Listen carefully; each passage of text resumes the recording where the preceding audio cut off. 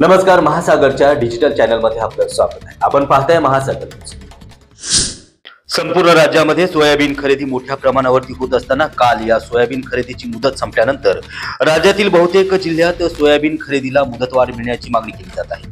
या पार्श्वभूमीवरती राज्याचे पणन मंत्री जयकुमार रावल यांनी धुळ्यात माध्यमांशी बोलताना सांगितले की आतापर्यंत झालेल्या सोयाबीन खरेदीला जानेवारीपासून आतापर्यंत 3 वेळा मुदतवाढ देण्यात आली असून आता देखील आपण मुदतवाढीबद्दल केंद्राकडे प्रस्ताव पाठवला असल्याची माहिती जयकुमार रावल यांनी दिली आहे।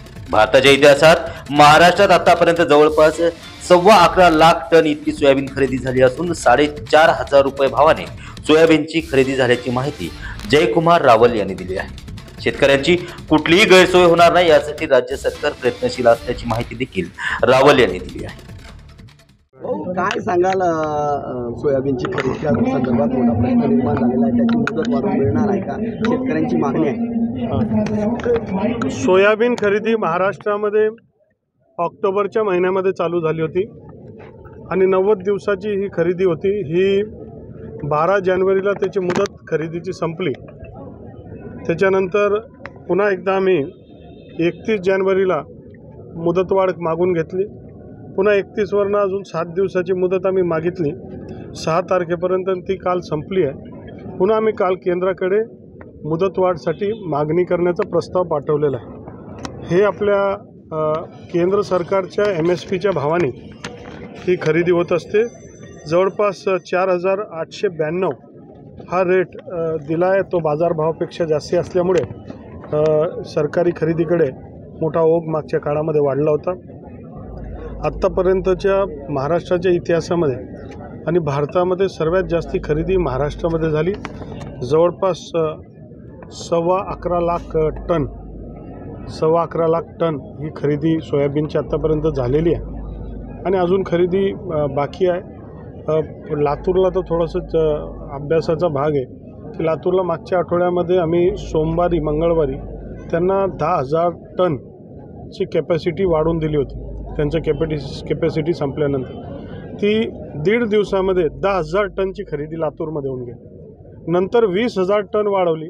20,000 टनची सुद्धा 24 तासामध्ये खरेदी होऊन गेली। तर अनेक प्रकारच्या त्याच्यामध्ये शंकासुद्धा व्यक्त करतात, 20,000 टन एका दिवसामध्ये खरेदी होऊ शकते का?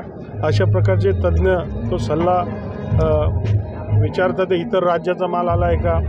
आणि हा सगळा विषय त्याच्या माध्यमातून येतो आहे। परंतु या सगळ्या परिस्थितीमध्ये अजून खरेदी करणं गरजेचं आहे।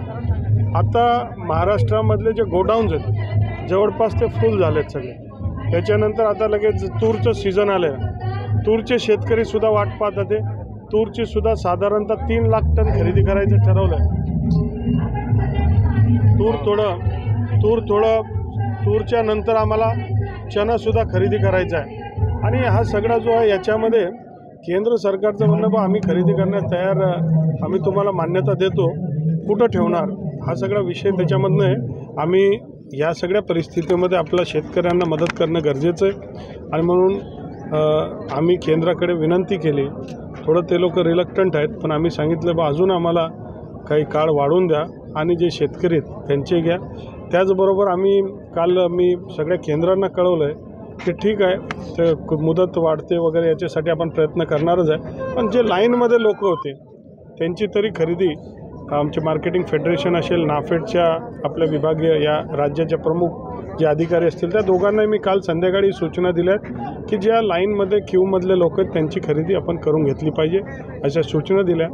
केंद्राकडे केंद्रीय जे प्रमुख आहेत त्यांनासुद्धा मी संपर्क केलेला आहे। तर ते अजून आज मीटिंग घेऊन त्या बाबतीतले खुलासा आम्हाला करणार आहे।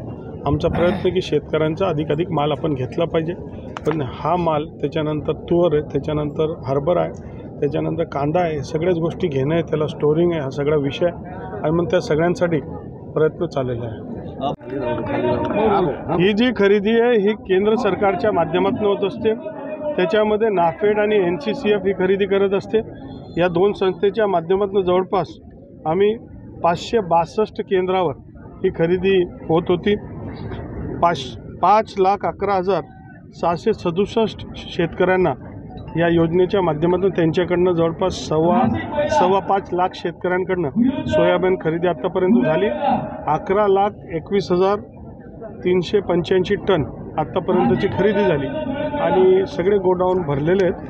त्याचबरोबर आम्ही मागणी केलेली आहे की खरेदी अजून वाढवावी. त्याचबरोबर याच्यानंतर आता तूरचं सीझन झालं आहे. तूरचे शेतकरीसुद्धा आमची खरेदीचं प्लॅनिंग करतात आहे.